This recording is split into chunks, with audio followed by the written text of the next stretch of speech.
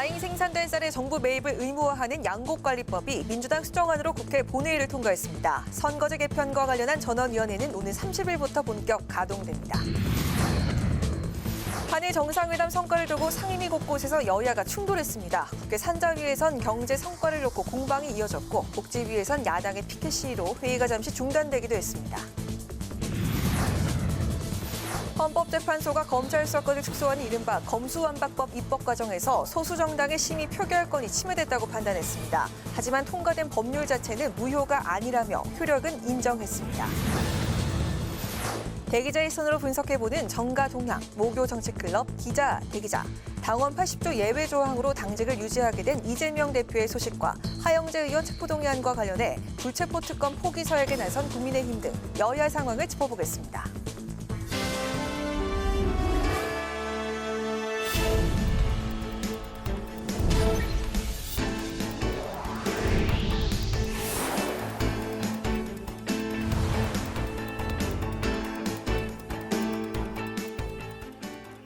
여러분 안녕하십니까? 3월 23일 목요일 국회 라이브 6 시작하겠습니다. 국회가 오늘 본회의를 열고 여야 이견이 전혀 좁혀지지 않던 양곡관리법 개정안을 야당 주도로 통과시켰습니다. 선거제도 개편을 다룰 국회 전원위원회는 오늘 30일에 구성이 되는데요. 자세한 소식은 취재기자 연결해서 살펴보겠습니다. 장정현 기자. 네, 국회 중앙홀에 나와 있습니다. 네, 전원위 소식부터 전해주시죠. 네, 당초 오늘 국회 본회의에서 구성을 마치고 27일부터 활동에 들어갈 예정이던 전원위원회가 오늘 김진표 국회의장과 여야 원내대표 협의 과정에서 일부 일정을 늦췄습니다. 오는 30일 국회 본회의에서 전원위를 구성하기로 한 건데요. 김 의장과 여야 원내대표는 선거제도 개편과 관련한 국회 전원위를 개최해 정개특위가 제안한 복수의 개편안을 담은 결의안을 심의하고 4월 중에 여야 합의로 단일한 수정안을 처리하기로 합의했습니다. 앞서 정개특위는 어제 국회의원 정수를 300명으로 유지하는 3가지 안을 전원위에 회부하기로 했고요. 전원위는 30일부터 현역 국회의원 모두가 참여해 선거제 개편에 대한 난상 토론을 벌이는 형식으로 2주 동안 활동에 들어갈 예정입니다. 이와 관련해 김 의장은 정치개혁을 향한 대장정의 첫걸음이 시작됐다며 여야에 30일 전원위가 구성된 직후 바로 가동될 수 있도록 철저히 준비해달라고 당부했습니다. 김 의장의 본회의 발언 들어보시겠습니다. 승자 독식에 따른 갈등과 분열의 정치를 뛰어넘어서 대화와 타협의 정치를 꽃피우기 위한 정치개혁을 향한 대장정의 첫걸음이 시작되었다고 생각합니다. 전원위원회를 통해서 국회의원 299명 전원의 의견을 수렴해서 법정 시한인 4월 중에 여야 합의로 단일한 수정안을 처리하기로 하였습니다. 네, 장정현 기자. 그동안 여야 이견이 전혀 좁혀지지 않았던 양곡관리법 개정안이 오늘 결국 본회의를 통과했네요. 네, 그렇습니다. 이 쌀값 폭락을 막기 위해 남는 쌀을 정부가 의무적으로 사들이도록 하는 내용의 양곡관리법 개정안이 오늘 국회를 최종 통과했습니다. 개정안은 쌀 생산량이 목표량의 3에서 5%를 초과하거나 쌀값이 전년 대비 5에서 8% 이상 하락하면 정부가 의무적으로 매입하는 내용을 담고 있는데 쌀 초과 생산을 부추기고 국가 재정에 부담을 줄 것이라며 반대한 국민의힘은 윤석열 대통령에게 거부권 행사를 건의할 방침입니다. 양곡관리법 개정안은 이미 농해수위에서도 야당 단독으로 통과돼 본회의에 직회부된 법안인데요. 김진표 의장은 여야 협의 과정에 중재안을 내놓은 데 이어 한 차례 본회의 표결까지 미루며 여야 협의를 당부했지만 결국 합의 처리는 불발됐고요. 의장 중재안 내용이 반영된 수정안으로 오늘 양곡관리법은 처리됐는데 윤석열 대통령이 각계 의견을 경청한 뒤 숙고하겠다는 입장을 밝힌 만큼 거부권 행사로 이어질지 그렇다면 민주당이 어떤 추가적 입법 조치에 들어갈지 지켜봐야겠습니다. 오늘 본회의에서는 이 간호법 개정안 등 야당이 주도하는 6개 법안들도 본회의 부의가 결정됐는데요. 양곡관리법 개정안에 이어 이들 6개 법안도 본회의에 직회부되면서 입법 과정에서 여야 갈등은 좀처럼 출구를 찾기 힘든 모습을 보이고 있습니다. 네, 정치자금법 위반 혐의를 받는 하영재 국민의힘 의원에 대한 체포동의안 오늘 본회의에서 보고가 됐는데요. 다음에 열리는 30일 본회의에서 표결에 들어가게 되는 겁니까? 네, 국회법에 따라 오늘 보고된 하영재 의원 체포 동의안은 오는 30일 예정된 국회 본회의에서 무기명 표결에 들어갈 것으로 보입니다. 하 의원은 지난해 지방선거에서 예비 후보 공천을 도와주는 대가로 후보자 측으로부터 7천만 원을 수수한 혐의 등으로 구속영장이 청구됐는데요. 국민의힘은 당 차원에서 여러 차례 밝혀온 국회의원 불체포 특권 포기 입장을 고수하고 있고 주호영 원내대표도 오늘 의원들의 자율적 판단에 맡길 것을 시사했습니다. 여기에다 주 원내대표 등 국민의힘 의원 50여 명은 오늘 자신의 범죄 혐의로 인해 회기 중에 이 체포 동의안이 제출된다면 헌법에 규정된 국회의원 불체포 특권을 포기하겠다고 서약했는데요. 이재명 대표 체포 동의안을 부결시킨 민주당을 압박하면서 이 대표를 겨냥한 내용으로 해석됩니다. 지금까지 국회에서 전해드렸습니다.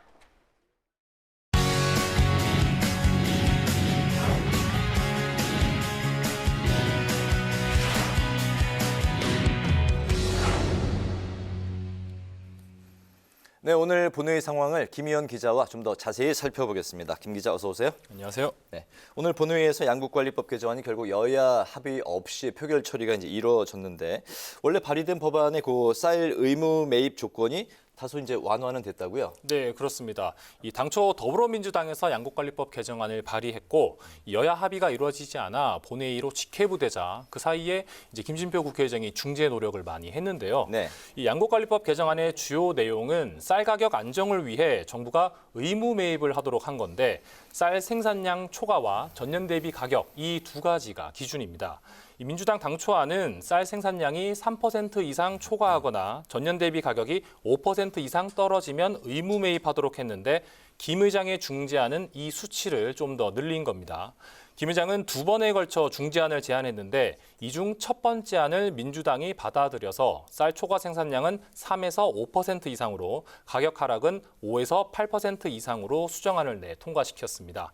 물론 이 현행법에도 시장 격리 조치가 있기는 합니다. 다만 격리 조치 기준이 쌀값이 급격히 변동되거나 예상되는 경우 대통령령인 농식품부 장관이 정하는 고시에 따라 하게 돼 있어서 해석에 따라 소극적으로 집행될 여지가 있는데요. 반면 이번 개정안이 시행되면 법률에 명시된 기준에 따라 정부가 의무적으로 매입을 하게 돼 있어서 현행법과 가장 큰 차이점입니다. 그렇군요. 김진표 국회의장 이제 중재안도 있었고 또 여야 지도부가 여러 차례 협의를 하기도 했는데 결국 이제 무산이 되지 않습니까? 네. 국민의힘 입장은 어떤 건가요? 네, 국민의힘이 오늘 본회의에서 반대 토론에 나섰는데요.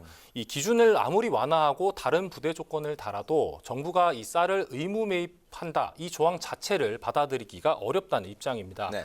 이 정부의 쌀 의무 매입 조항 이 때문에 오히려 공급 과잉 구조를 심화시키고 이로 인해 정부의 재정 부담이 늘어날 것이라고 주장했고 또 축산을 비롯한 다른 농업 분야와의 형평성 문제도 발생한다고 덧붙였습니다. 그렇군요. 형평성 문제가 있을 수 있다.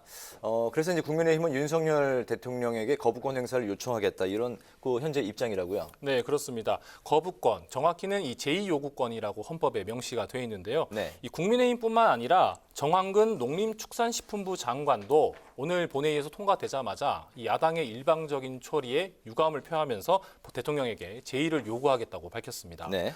이 대통령이 제의를 요구하게 되면 국회는 그 법안을 제의에 붙이고 또 제적의원 과반 출석에 출석의원 3분의 2 이상 찬성으로 기존 법률안이 확정이 되는데요.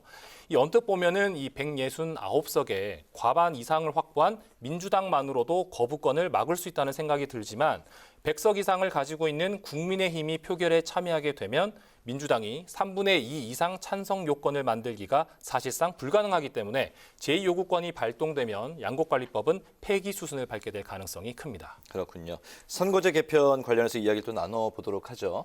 정개특위에서 이제 선거제 개편과 관련한 복수안을 이제 마련하면서 이제 곧 전원위원회 국회의원이 모두 참여하는 그런 회의가 열리게 될 텐데 네. 앞으로 어떻게 진행이 됩니까? 네, 오는 30일 본회의에서부터 이제 전원위원회가 본격 시작이 될 텐데요. 이번 전원위원회는 지난 2004년 국군부대의 이라크 전쟁 파견 연장 동의안 논의 이후 19년 만에 열리게 되는 겁니다. 네. 이 전원위원회 의장은 김영주 부의장으로 내정이 됐고 이 30일 구성을 마친 뒤에 바로 첫 번째 회의에 돌입할 예정이고 2주 정도 진행되면서 이 대여섯 차례 토론이 열릴 예정입니다. 이 김진표 국회의장은 전원위원회를 통해 국회의원 전원의 의견을 수렴하고 법정 시한인 다음 달 중에 여야 합의로 단일한 수정안을 처리하겠다고 밝혔습니다. 네, 다음 달까지.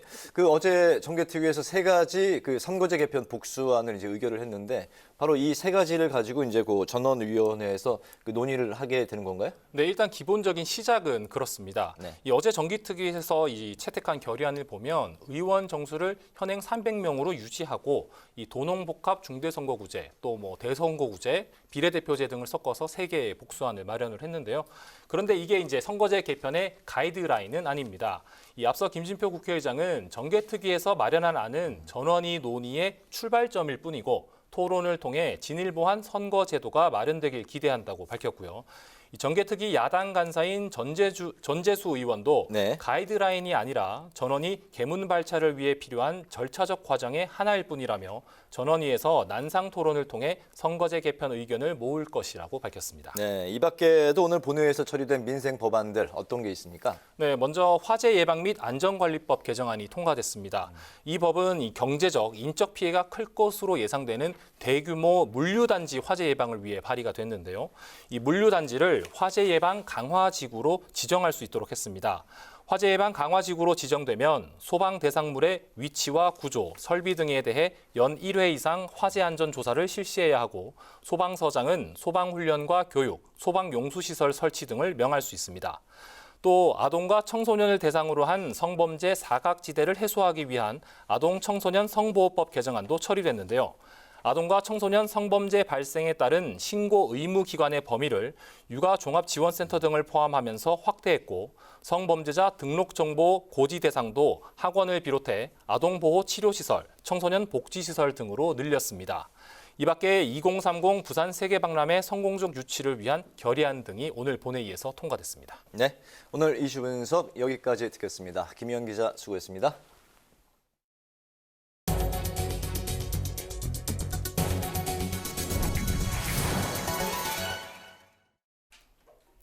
윤석열 대통령의 한일 정상회담 등 방일 외교를 둘러싼 여야의 공방이 계속되고 있습니다. 국회 국방위원회에선 여야가 한일 군사비밀 정보보호협정, 지소미아 정상화 조치 등을 두고 맞붙었고 보건복지위원회에선 야당의 방일 외교 비판 피켓 시위로 회의가 잠시 중단되기도 했습니다. 보도에 임채원 기자입니다.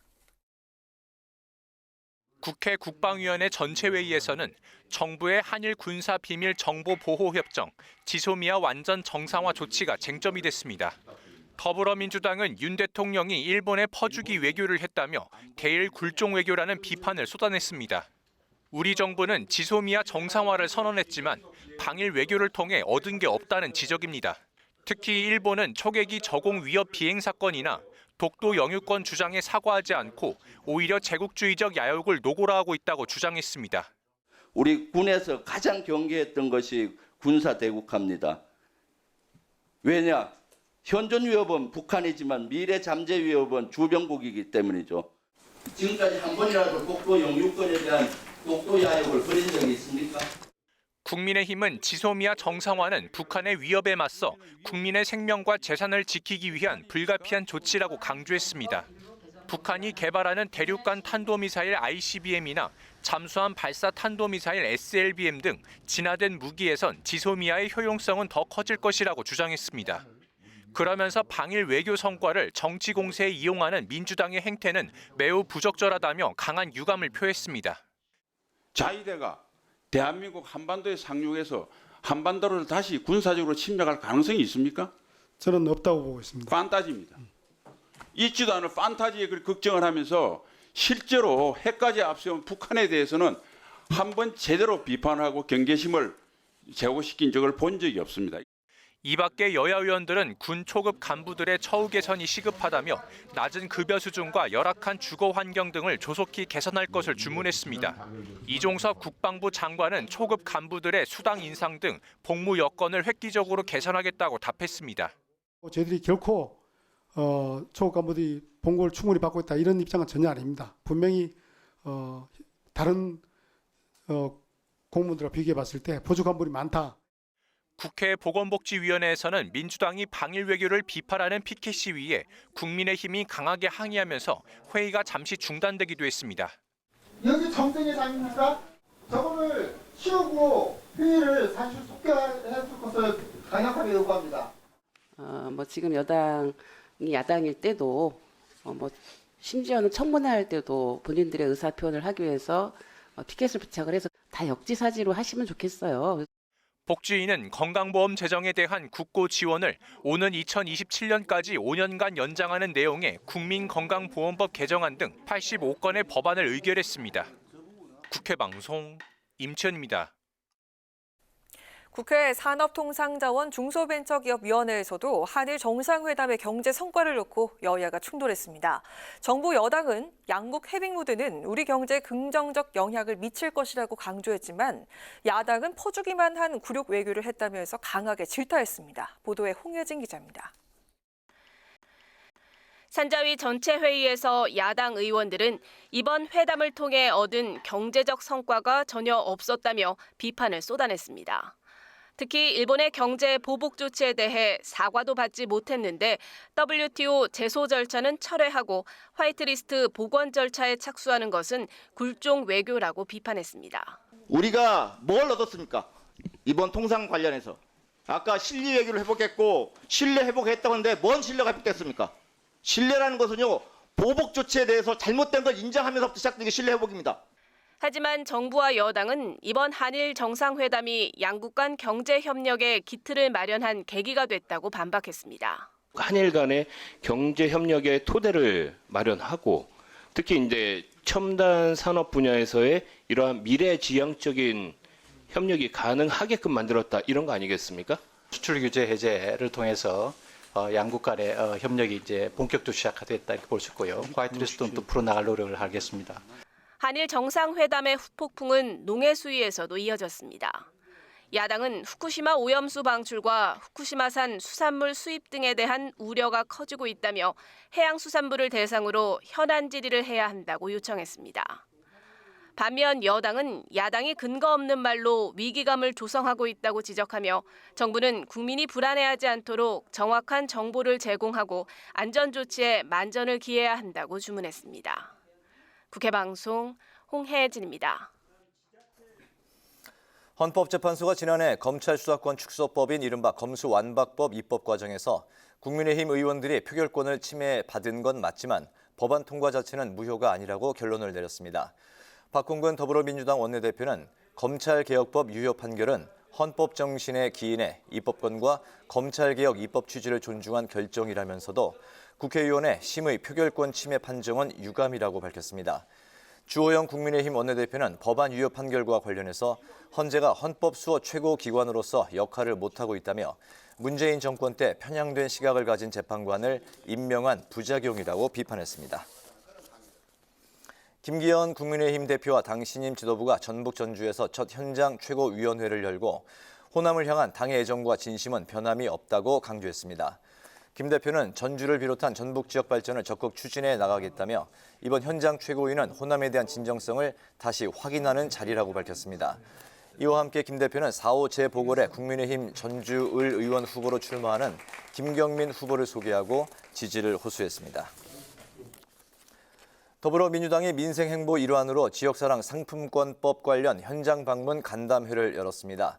지역 화폐를 핵심 정책으로 내걸었던 이재명 대표는 지역사랑 상품권 제도가 지역 양극화를 완화하고 지역 경제를 살리는 데 가장 효율적 정책이라며 지방정부만 관련 예산을 부담할 경우 할인율과 이용 한도가 줄어 지역 경제가 위축된다고 강조했습니다. 또 이해식 의원은 현행법이 국가와 지방자치단체가 지역사랑 상품권 운영에 필요한 행정적, 재정적 지원을 재량에 따라 선택하는 임의 규정으로 돼 있어서 정부의 일방적 예산 편성에 문제를 제기할 수 없다고 지적했습니다. 김진표 국회의장이 페카로바 아다모바 체코 하원 의장과 만나 원전 수소 분야 협력 등 양국 간 교류 활성화 방안을 논의했습니다. 김 의장은 체코의 두코바니 5호기 원전 건설 사업에 입찰서를 제출한 한수원이 우선 협상 대상자로 선정될 수 있도록 의회 차원의 지원을 요청했습니다. 또 아다모바 의장이 부산 방문을 앞둔 만큼 2030 부산 세계 박람회 유치에 대한 지지도 당부했습니다. 아다모바 의장은 앞으로 한국과 에너지와 과학기술 분야 협력이 확대되기를 기대한다며 부산에 방문해 직접 경험한 것을 관계부처에 전달하겠다고 화답했습니다.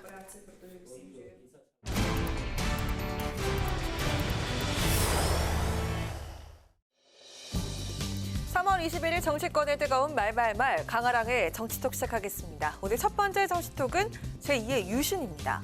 민주당이 위례 대장동 특혜개발 및 성남FC 후원금 의혹으로 기소된 이재명 대표에게 당원 80조를 적용하지 않기로 하면서 당내에서 이른바 셀프 고제 논란이 심화되고 있습니다.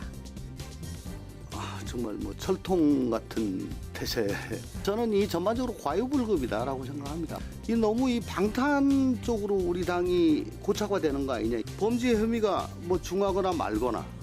그러면 정치 탄압이란 거는 그 완전히 이거는 주관적인 거냐, 관심법이냐, 뭐 이런 의문이 들더라고요.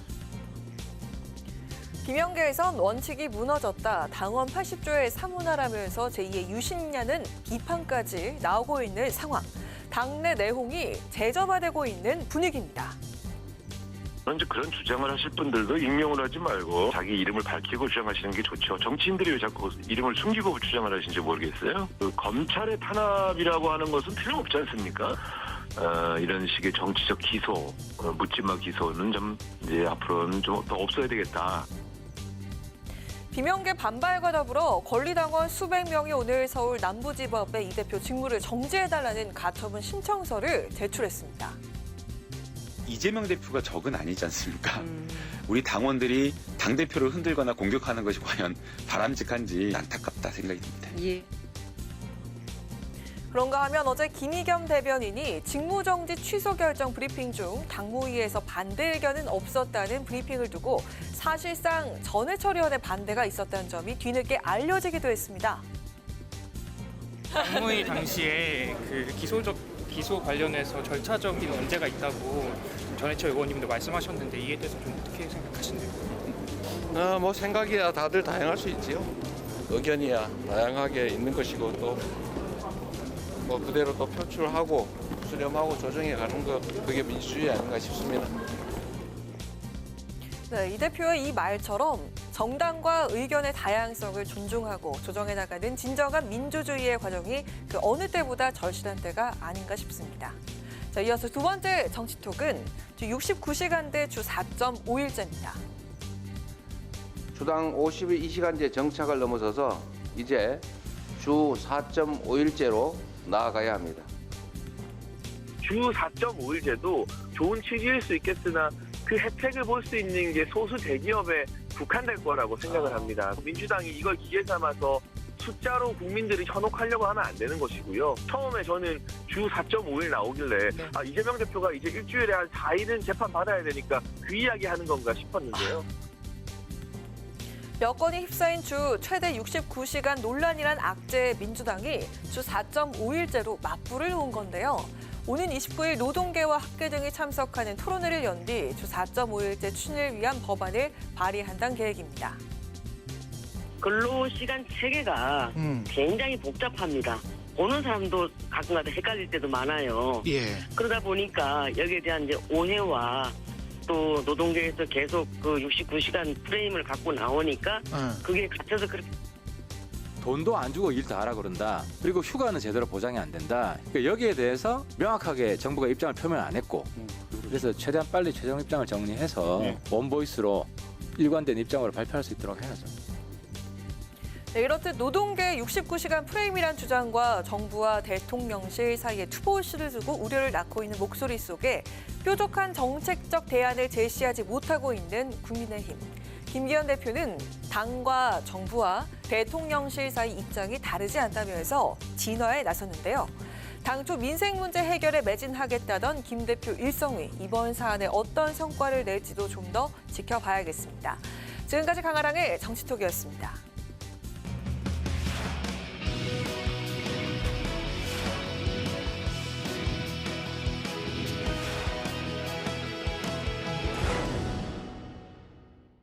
네, 정치권의 동향을 대기자의 시선으로 짚어보는 목요 정치클럽 기자 대기자 시간입니다.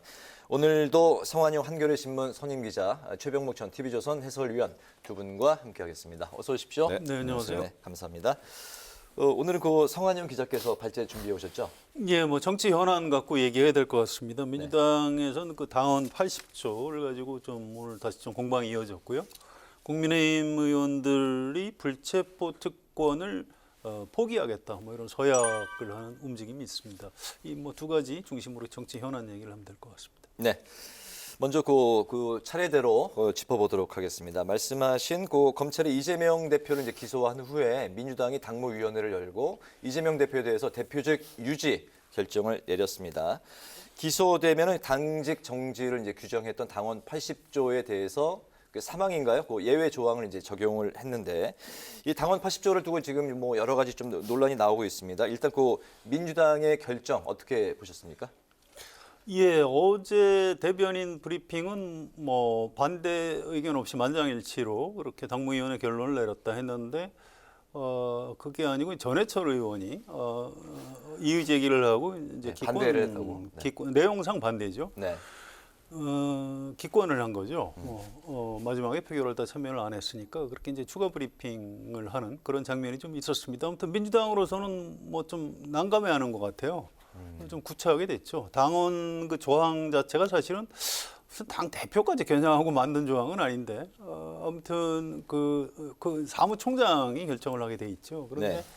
아무튼 원리 원칙대로 하면 이재명 대표 그만둬야 되는 것 아니냐 뭐 이런 공격이 당 안팎에서 얼마든지 가능합니다. 그런데 이제 이걸 당무위원회를 열어서 이렇게 정치 탄압이면 뭐 안 할 수 있다 이렇게 돼 있는 그걸 절차를 밟았는데 거기에 대해서 이제 뒤늦게 좀 다른 목소리가 당내에 있다고 하니까 네. 민주당 의원들이 좀 곤혹스러워하는 것 같습니다. 네. 먼저 그 당원 80조 그 내용을 보면 직무 정지를 하고 그리고 이제 당무위원회를 열어서 이제 수정을 할 수 있다. 이 문구를 가지고도 일단 정지를 하고 아니 그러니까 그게 다 연결되는 얘기냐? 예, 왜냐하면 주어가 저 80조 1항의 주어가 사무총장은이거든요. 네. 사무총장은 이러이러한 기소가 될 경우 동시에 직무정지를 하고 그리고 콤마가 없어요. 네. 직무정지를 하고 각급 윤리심판원에 회부할 수 있다. 이렇게 되니까 할 수 있다로 돼 있습니다. 해야 한다도 아니고. 네. 그러니까 지금 말씀하신 게 똑같아요. 강제는 또 아닌 강제가 거죠. 아니기 때문에 네. 예를 들어서 사무총장이 안 하잖아요. 예. 그럼 괜찮아요. 그렇기 때문에 제가 보건대는 이재명 대표가 왜 이렇게 서둘렀을까? 어차피 사무총장은 이재명 대표가 임명한 사람이잖아요. 네. 그러니까 굳이 서두르지 않고 있어도 별 문제가 없을 건데 사무총장이 어차피 안 할 테니까. 네. 그런데 이걸 서둘러서 뭐 마치 절차적 무슨 뭘 건너뛰는 것처럼 인상을 줬단 말이죠. 그래서 저는 이게 이재명 대표가 너무 조급하구나. 그러니까 본인이 기소가 되니까 이제 비명계를 중심으로 해서 자 기소됐으니까 직무 내려놓으십시오 대표직. 네. 이런 공격이 너무 두려워서 네. 지레 방탄을 쳤구나. 이런 느낌을 오히려 더 갖게 한다는 거죠. 그래서 그렇군요. 너무 서둘렀다 저는 그런 느낌이 있습니다. 네. 네. 그리고 이제 같이 다른 의원들이요. 기동민 의원하고 이수진 의원. 이건 좀 경우가 다른 것 같은데. 이제 이 세 사람을 같이 당무위원회에서 다루다 보니까 이 두 분은 이재명 대표 덕을 좀 본 것 같아요. 두 분이 뭐 정치자금법 위반 혐의든가요? 뭐 다른 혐의인데요. 정치자금법 위반이죠. 뭐 이게 당사자들은 이제 야당 탄압이다 이렇게 주장을 하지만 기자들 시각으로 볼 때 이재명 대표는 검찰이 워낙 세게 털었으니까 야당 탄압, 정치 탄압이라고 주장할 수 있는데 이건 좀 경우가 다른 것 같은데 아무튼 이 두 분은 이재명 대표 좀 덕을 본 셈인데 그런데 밖에서 보는 사람들은 이게 이 두 사람 또 다 같이 이 예외 조항 적용을 한 거 보니까 이재명 대표도 이제 확실히 문제가 있긴 있구나 이렇게 돼서 아무튼 민주당 자체가 이 당원 80 때문에 좀 스타일을 많이 구긴 거는 사실인 것 같습니다. 네, 그런 상황에서 이제 비명 성향의 일부 권리 당원들이 그 전에 이제 예고한 대로 이재명 대표에 대해서 직무정지 가처분 신청서를 이제 법원에 제출했습니다. 법원에서 이게 이제 인용될 가능성 두 분 어떻게 바라보시는지 그리고 이제 비명, 친명, 개파 갈등에 바로 이런 법원 제출 요건이 더 이제 격화시킬지 어떻게 보십니까? 그렇죠. 아니 기본적으로 비명과 친명계 간의 갈등을 더 가열화시키는 데 역할은 하겠죠. 그러나 기본적으로 정당 내부 문제는요. 법원으로 가져가면 웬만하면 기각됩니다. 받아들이지 않아요. 네. 그게 무슨 얘기냐면 정당은 자율성을 존중하는 게 이제 법원의 기본적인 입장이에요. 그 뭐 흔히 뭐 사법 자제 뭐 이런 얘기를 많이 하거든요. 네. 그러니까 정당에서 자율적으로 결정할 건 자율적으로 결정해라. 자꾸 저 법원에 가지고 와서 이거 어떻게 할까요? 뭐 이러지 말라. 뭐 이런 얘기거든요. 네. 작년에 이준석 전 대표 관련해서 왜 그 가처분 신청이 인용이 된 적이 있었잖아요. 네. 그때는 절차적 하자가 이제 중대하다고 해서 가처분 신청이 인용이 됐거든요.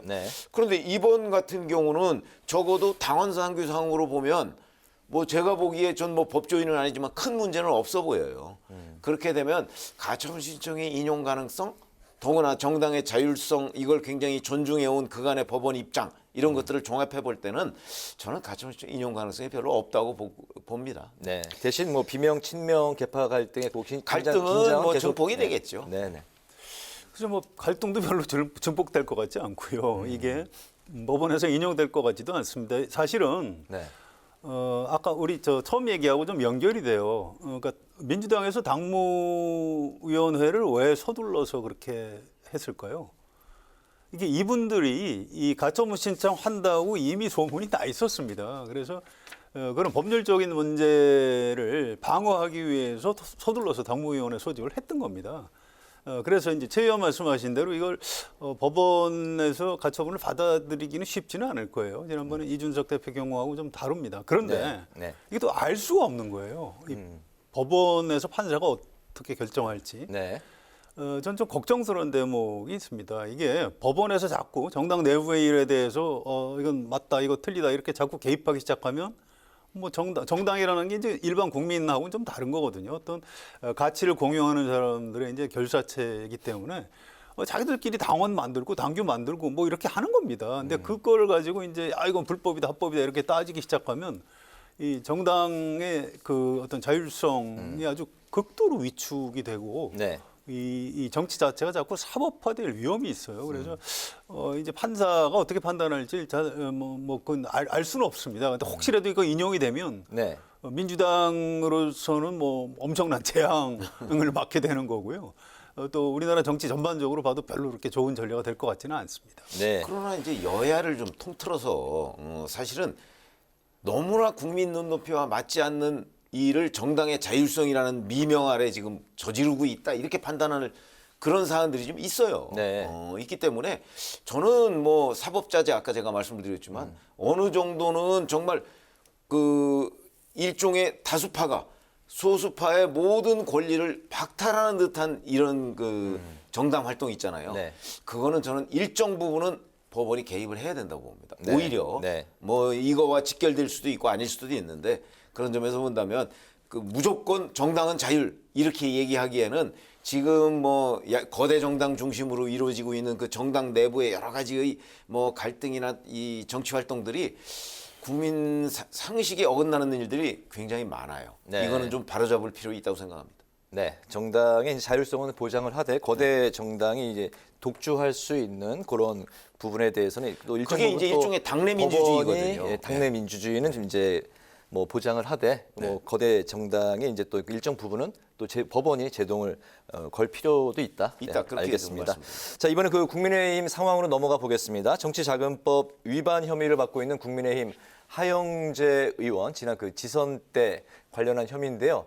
체포 동의안이 국회로 이제 제출이 됐습니다. 일단 그 하영재 의원의 그 체포 동의안 그 30일 일주일 후에 이제 그 표결이 있을 예정인데요. 이 하 의원의 그 표결 가결 여부 좀 어떻게 전망하세요? 알 수 없죠. 일주일 뒤에를 어떻게 알겠습니까? 역시 같은 절차를 밟을 거예요. 법무부 장관이 나와서 왜 이분을 이제 체포해야 되는지 구속해야 되는지 설명을 할 겁니다. 그 설명을 잘 들어봐야 되고요. 또 당사자가 신상 발언을 할 겁니다. 나는 뭐 이러이러해서 이런 것이다. 뭐 나는 억울하다. 뭐라든가.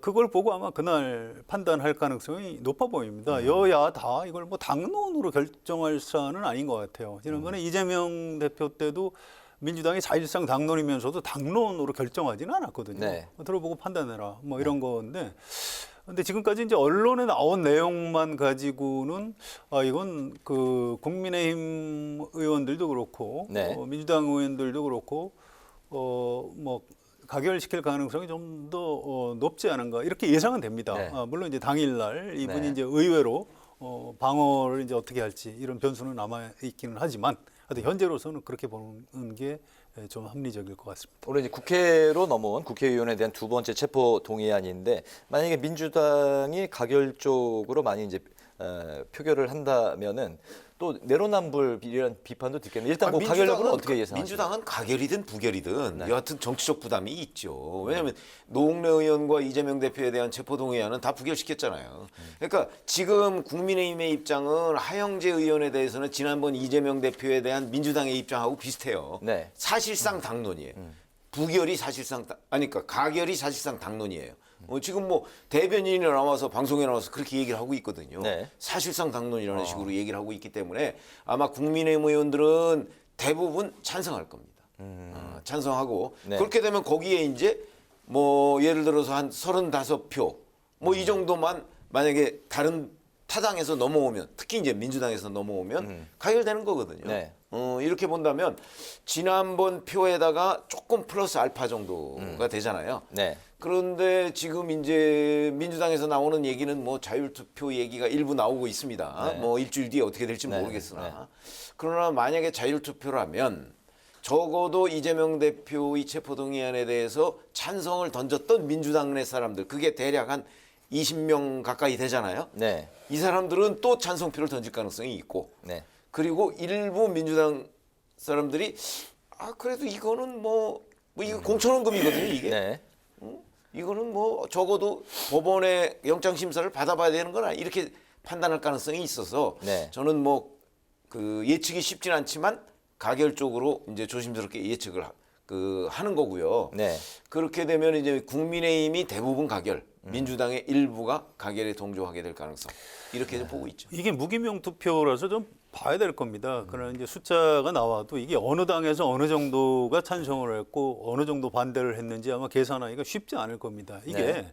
명분상은 부패 혐의가 강할 경우에 가결시키는 찬성표를 던지는 게 옳지요. 그런데 국회의원들도 사람입니다. 이 다음에 내가 어떻게 될지 알 수 없는 겁니다. 지금 네. 국민의힘 의원들도 현재는 검찰이 우리 편인 것 같다 하지만 혹시 다음에 이 정권이 바뀌어서 내가 저런 처지가 됐을 때 생각을 안 할 수가 없을 겁니다. 그래서 당일날 법무부 장관의 그 설명 또 당사자의 신상 발언 이런 것들에 따라서 표가 그날 표결 당일날에도 좀 움직일 가능성이 있다라고 저는 지금 보고 있는 겁니다. 네, 당일 이제 지켜봐야 한다고 이제 말씀을 하셨는데 오늘 국민의힘 의원 그 51명이 불체포 특권을 포기하겠다고 이제 서약을 했습니다. 그 하위 의원의 당이 또 이런 그 분위기이기 때문에 가결에 대한 그 예상이 이제 좀 더 나오고 있는 상황이 아닌가 싶은데 불체포 특권에 대한 그 포기 이 서약이 바로 또 민주당 이재명 대표를 겨냥한 게 아니냐 이런 해석도 나오고 있어요. 예, 어떻게 보세요? 당연히 겨냥한 것이죠. 그러니까 우선 불체포 특권 포기 서약을 왜 이 시점에 할까요? 국민의힘 의원들이. 지금 국민의힘 의원들은 이재명 대표에 대한 2차 체포동의안 뭐 다 예상하고 있잖아요. 올 네, 것으로. 네. 그렇게 됐으니까 이번 기회에 이재명 대표를 조금 더 압박하자 해서 이런 그 서명을 받은 건데 네. 사실 저는 이 그 결과를 보고서 오히려 51명이 서약을 했어에 놀란 게 아니고 네. 서약을 안 한 사람이 절반이 넘네 여기에 놀랐습니다. 왜 그런가 하면 네. 사실 이거 서약한다고 그래서 나중에 꼭 지켜야 되는 건 아니죠. 뭐 국회의원들이 언제 자기 서약한 거 꼭 지켰습니까? 예. 그렇기 때문에 네. 오히려 서약 안 한 사람이 과반이잖아요. 국민의힘 네. 의원 네. 중에. 네. 네. 오히려 이 점에 대해서 굉장히 놀랐어요. 왜냐하면 국민의힘 의원으로서는 지금 이재명 대표를 압박할 필요성이 있는 거거든요. 네. 그런데도 절반 이상이 그 부분에 공감을 안 했다는 얘기가 되는 거란 말이죠. 네. 그 점에 오히려 더 놀랐다. 이렇게 말씀을 드리고 싶습니다. 이게요, 이게 쉽지 않은 문제입니다. 이게 국민 정서에는 국회의원들이 가진 특권이기 때문에 폐지해야 된다. 이게 압도적으로 높아요. 또 진보 정당이죠. 정의당에서도 이거 폐지해야 된다. 이게 당론입니다. 그래서 이제 이재명 대표 때도 찬성 표결을 했죠. 네. 그런데 정치학자들이나 헌법학자들한테 물어보면 이 의견이 갈려요. 오히려 이거 폐지하면 안 된다는 전문가들이 조금 더 많은 걸로 저는 그렇게 알고 있습니다. 네. 이게 우리 재헌국회 때부터 있었어요. 이 불체포 특권이 1948년. 네. 또 이게 형사소송법의 어떤 대원칙이라고 할 수 있는 불구속사 원칙에도 맞는 거고요. 이게 국회의원이 이걸 악용하고 있느냐, 아니면 이 수사권을 가진 정권이나 검찰에서 어떤 부당한 수사를 할 경우에 이걸 좀 막아줄 필요가 있는 것 아니냐. 이 양쪽의 어떤 논리적인 충돌이 좀 있는 겁니다. 이게 불과 몇 년 전에 홍콩에서 야당 의원을 그 중국 본토로 데리고 가서 고문을 하고 막 그랬던 사건이 있었습니다. 네. 이게 뭐 옛날 왕조 시대만 있는 일이 아니에요. 지금 현재 검찰이 과연 어느 정도 객관적이고 공정한 수사를 하고 있다고 사람들이 평가하는지 이런 거하고도 관련이 있습니다. 그러니까 지금 민주당 지지자들 생각처럼 이거 검찰이 야당 탄압하는 거다. 이거 대통령 선거에서 졌으니까 지금 이재명 죽이려고 하는 거 아니냐. 이렇게 우리나라 국민의 절반 정도가 이렇게 생각하면 아니 불체포 특권을 지금 포기하라는 건 말이 안 된다고 생각을 하는 거예요. 네. 그래서 그런 검찰 수사에 대한 어떤 신뢰 이런 것들이 좀 축적된 다음에 네. 이 다음에 개헌을 할 때가 되면 지금 이게 헌법 조항이거든요. 그때 가서 또 이제 다시 논쟁을 거쳐서 뭐 폐지를 하거나 폐지하지 않거나 뭐 이렇게 될 것으로 보이는데 아무튼 저는 개인적으로 이거 그렇게 이거 뭐 국회의원들의 특권이기 때문에 없애야 된다 이렇게 뭐 쉽게 얘기할 수 있는 문제는 아니라고 생각합니다. 알겠습니다. 그러니까 일주일 후 없애야 된다는 게 아니고 포기라는 거죠, 포기. 네. 헌법을 안 바꾸고서도 네. 포기는 할 수 있잖아요. 알겠습니다. 다음 주 이제 딱 일주일 후에 30일에 이제 표결 결과를 놓고 저희가 또 이제 관련해서 이야기를 나눌 텐데요. 어쨌든 그 민주당은 내로남불 또 이제 방탄 국회 뭐 이런 이제 그 부담을 안고 표결에 임할 텐데 민주당의 선택도 어떻게 날지 좀 이제 궁금해집니다. 다음 그 법안 관련 소식을 이제 살펴볼 텐데 오늘 그 초과 생산된 쌀의 그 정부 매입을 의무화하는 양국관리법 개정안이 국회 본회의를 이제 통과를 했습니다. 정부 여당이 이제 크게 이제 반대를 그동안 이제 해오지 않았습니까? 그렇죠. 예, 거기다 이제 윤석열 대통령의 거부권 행사도 농식품부에서 이제 요청할 것이다. 라고 이제 이야기 나오고 있는데 그 대통령의 거부권 어떻게 좀 전망을 하십니까? 거부권 행사할 경우 전국이 더 좀 경색이 되겠죠? 그렇죠. 아니 뭐 이 법안을 낼 때부터 전국 경색은 이미 예상이 돼 있던 거고요. 왜냐하면 지금은 이제 초과 하는 양국이 있으면 이걸 정부가 판단을 해서 뭐 매입을 해줄 수도 있고 안 할 수도 있고 이렇게 돼 있지 않습니까? 네. 선택을 할 수 있도록 돼 있는데 이 법안이 통과가 되면 의무적으로 매입을 해야 됩니다. 네. 그렇게 되면 뭐 작년이나 최근의 추세를 보면 매년 1조 원 정도가 이 쌀을 사는데 이제 들어가야 된다는 거죠. 그게 간단한 돈이 아니죠. 그런 점에서 본다면 좀 무책임한 뭐 입법 폭력 이런 얘기가 여당에서 지금 나오게 되잖아요. 그런 점으로 보면 아마 그 농림수산식품부로서는 이 매년 1조 원 정도씩을 여기에 쌀 사는데 투입하고 근데 이게 쌀을 사놓기만 하면 되는 게 아니고 보관을 해야 되잖아요. 네. 이 쌀을 보관해서 나중에 어떻게 할 건데요? 지금 그 사실을 우리 그 비축미라고 하는 것이 굉장히 넘쳐납니다. 그래서 과거에 이제 북한의 뭐 쌀 지원 얘기할 때 이게 우리가 크게 그렇게 손해가 아니다 이런 얘기가 나오는 이유가 바로 여기 있는 거거든요. 정부 미로에서 싸게 파는 방법은 없습니까? 아니 그게 그래서 이제 뭐 막걸리를 열심히 만들어라 뭐 이런 얘기까지 과거에 나왔던 건데 그거 가지고서도 해결이 안 돼요. 그렇다고 다른 외국에 수출할 수도 없어요. 왜냐하면 쌀에 대한 국제 시세는 또 우리 그 국산에 비해서 내국산에 비해서 엄청나게 싸거든요. 이런 여러 가지 복잡한 문제가 얽혀 있는데 의무적으로 매입하라. 이거는 이제 결국 농민들의 표를 의식한 포퓰리즘이다. 여당에서는 그렇게 보고 있는 거죠. 대통령의 거부권 행사로 아마 거부권 행사는 불가피할 것이라고. 대통령이 거부권을 행사할 것이다. 글쎄요, 좀 고민을 할 것 같아요. 이게 그렇게 한 번에 걷어차듯이 거부권 행사가 아니고 사실은 제의 요구라고 하죠. 법률적 용어는 그렇습니다.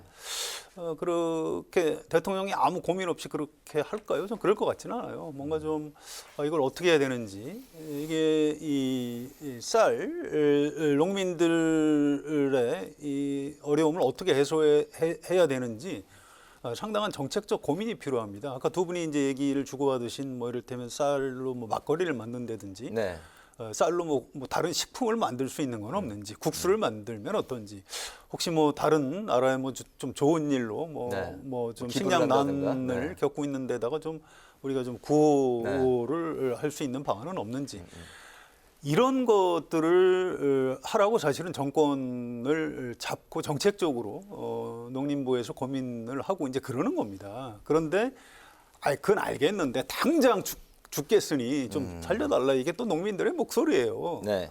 뭐 그 목소리를 또 들어줘야 되는 게 정치권의 어떤 책임입니다. 그래서 이제 민주당은 그쪽 목소리를 좀 더 지금 듣고 있는 거죠. 그래서 저는 이걸 대통령이 그렇게 쉽게 거부권 행사를 할 일이 아니고 좀 뒤늦게라도 여야에서 좀 다시 좀 절충을 좀 시도하고 네. 이번에 그 김진표 의장이 좀 중재안을 많이 내서 민주당에서 좀 일부 수용을 했거든요. 네. 그러니까 조금 더 노력을 해서 절충안을 만들어 나가면 되는 겁니다. 이렇게 해서 좀 큰 틀에서 정부하고 야당 또 대통령과 국회가 이렇게 좀 절충하고 타협해 나가는 모양을 본회의 처리 이후에라도 좀 단계적으로 만들어 나갔으면 참 좋겠습니다. 알겠습니다. 오늘 그 마지막 이슈 이제 다뤄보겠습니다. 큰 이슈인데 오늘 검수완박 법안이라고 하는 검찰청법 형사소송법 개정안 관련한 헌법재판소 최종 판단이 나왔습니다. 민주당이 입법을 이제 강행하는 과정에서 국민의힘 의원들의 심의 표결권이 이제 침해가 됐다. 이 말은 절차적 정당성은 훼손이 된 건 인정을 한 건데요. 결론은 입법 무효는 아니다. 법 효력은 그대로 둔다. 이렇게 결론이 나왔습니다. 헌재 판단 뜻하는 게 어떤 건지 두 분의 말씀 들어보겠습니다. 뭐 이걸 결론적으로 얘기하면 검수완박법이라고 하는 거는 유효하다는 거 아니겠습니까? 네. 그런 유효하지만 절차적 하자는 있다. 그러나 그 절차적 하자가 근데 이게 5대 4로 결정이 됐어요. 네. 5이 지금 다수 의견입니다. 그러니까 정말 한 사람의 결정이 이 운명을 바꾼 거예요. 네.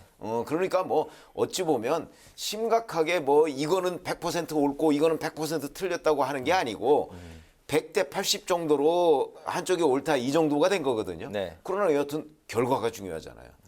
그 결과로서는 검수완박법은 유효하다고 한 거기 때문에 그 지금 얘기하는 그러니까 뭐 민영배 의원의 우의장 탈당 네. 뭐 그런 것이 문제가 있지만 그렇다고 이 전체를 무효로 하는 데까지는 이르지 않는다. 뭐 이런 정도의 판결로 결정으로 보여요. 네. 뭐 그냥 적당히 중간선에서 약간 그 이제 뭐 검수완박법을 그 강행했던 쪽에 손을 들어준 거다. 전 그렇게 봅니다. 아까 이준석 전 대표 이야기를 하셨는데 이제 절차적 정당성이 당시에는 이제 훼손된 걸 결정적으로 훼손됐다고 봤기 때문에 가처분을 인용한 거죠. 이번에 절차적 정당성은 훼손됐지만 법 효력은 그게 그대로 법을 무효화시킬 정도는 아니다. 아니다. 이 정도라는 거죠. 5대 4 다수결로 이제 결정이 됐습니다. 예, 이게 이제 한동훈 장관이 낸 거는 각하됐죠. 그게 굉장히 중요한 지점입니다. 그러니까 법무부하고 검찰에서는 검사가 영장 신청을 하니까 검찰 수사권은 헌법사항이다. 네. 이렇게 주장을 했는데 헌법재판소에서 오늘 그 판단을 안 했어요. 아니 그거는 입법부에서 알아서 할 일이지 그 헌법사항은 아니다. 네. 이런 내용이 들어 있습니다. 그래서 앞으로 이거 뒤집기 쉽지 않을 거예요.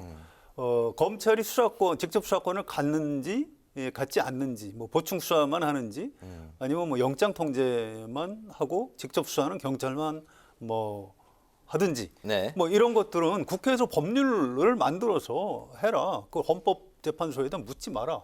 이런 게 오늘 결정에 담겨 있습니다. 그래서 네. 뭐 비교적 그 내용은 좀 혼란스럽지만 굉장히 좀 중요한 결정이 나왔다 이렇게 평가할 수 있을 것 같습니다. 네, 헌재 결정이 나왔는데 여기에 대해서 앞으로 이제 그 여당이나 또 그 법무부 장관이 대응할 여지가 없습니다. 좀 짧게 없어요. 들어볼까요? 없습니다. 헌법재판소는 단심제입니다. 알겠습니다. 오늘 아니 상황 그러나 끝난 최종적으로 겁니다. 보면 이런 거죠. 지금 헌법재판소의 재판관들이 이번 달에 한 사람, 네. 다음 달에 한 사람 그만두고요. 네. 앞으로 계속해서 교체가 됩니다. 헌재 구성이 바뀌면 헌재는 대통령, 대법원장, 네. 국회에서 각각 3명씩 추천하거든요. 네. 이 구성이 바뀌잖아요. 네. 그러면 이념적 성향도 바뀐다고 봐야 될 그렇죠? 것이고 네, 네. 똑같은 일을 하더라도 헌재는 굉장히 정치적인 기관입니다. 그렇기 때문에 똑같은 거를 그 결정을 하더라도 결론이 바뀔 수가 있습니다. 앞으로 바뀔 수도 있다는 그러면 말씀인가요? 헌재 네. 구성 재판관 구성이 바뀌면 그거는요. 바뀔 수 있습니다. 언젠가는 바뀔 수 있는 거죠. 근데 대법원에서 판례 변경을 하려면 전원합의체를 하듯이 네. 헌법재판소도 이 결정 취지를 변경을 하려면 9명이 상당히 오랜 기간 또 합의를 해야 돼요. 그래서 네. 먼 훗날 그런 일이 있을 수가 있는데 현 재판부에서 판례 변경 그렇게 쉽게 벌어질 수 아니 있는 그 현 재판부가 오래 안 간다니까요. 내년쯤 되면 거의 다 바뀌어요. 알겠습니다. 재판부가 이제 또 바뀌게 되면 또 상황이 바뀔 수도 있다. 뭐 이제 말씀하셨고 먼 훗날에는 뭐 모르지만 당장은 아닐 것이다. 이제 그렇게 정리를 제가 좀 해보겠습니다. 오늘의 두 분 한 줄 논평 듣고 좀 마무리를 할까요? 예, 성 의원님. 예, 오늘 우리가 주제로 다루지는 않았는데요. 그 일주일에 몇 시간 정도 최대한 일을 해야 되는지 굉장히 중요한 쟁점이고요. 네, 주 69시간. 예, 그다음에 노동 시간을 좀 유연화해야 되는 것 아니냐. 그래서 이 정부 안에 대통령하고 대통령실 또 노동부 이쪽에 좀 혼란이 벌어지고 있습니다. 네. 이 뉴스에 이제 붙은 뭐 그 댓글 중에 그런 게 있어요. 노동위원제 아니. 나 집에서 아기한테 우유 줘야 되는데 그것도 그럼 몰아서 주란 얘기냐? 뭐 이런 얘기가 있었습니다. 네. 그래서 이게 사실은 우리 지금 OECD 국가 중에서 우리가 노동 시간이 거의 최장이고요. 또 OECD 국가 중에서 출생률이 거의 최저 바닥입니다. 이게 두 가지가 사실은 연결돼 있어요. 그래서 이거 그렇게 정부에서 그렇게 함부로 밀어붙일 사안이 아니라고 생각을 합니다. 네. 그래서 오늘 제 한 줄 논평은 저녁에 있는 삶을 달라라고 하겠습니다. 네, 저녁에 있는 삶을 달라. 네. 자, 이재명 민주당 대표 얘기를 할 텐데 대선 패배 한 2달여 만에 이제 국회의원 뭐 그게 뭐 1차 방탄이라고 흔히 얘기하고요. 대표 그다음에 이번에 이제 당원 80조 사망에 따라서 당무위원회를 7시간 만에 열어가지고 뭐 대표직 유지 이런 걸 결정한 게 전부 다 본인에 대한 사법적 리스크 방어잖아요. 네. 그래서 오늘 한 줄 논평은 이재명의 닥치고 방탄으로 하겠습니다. 알겠습니다. 목요 정치클럽 기자 대기자 이제 마칠 시간이 됐습니다. 지금까지 최병목 전 TV조선 해설위원, 성한용 한겨레 신문 손임 기자와 함께 당원 80조 예외 조항 적용을 둘러싼 후폭풍 그리고 불체포 특권 포기 서약에 나선 국민의힘 상황 등 오늘 전국 현안을 살펴봤습니다. 두 분 말씀 잘 들었습니다. 네, 감사합니다. 네, 오늘 국회 라이브 6는 여기까지입니다. 시청해 주신 여러분 고맙습니다.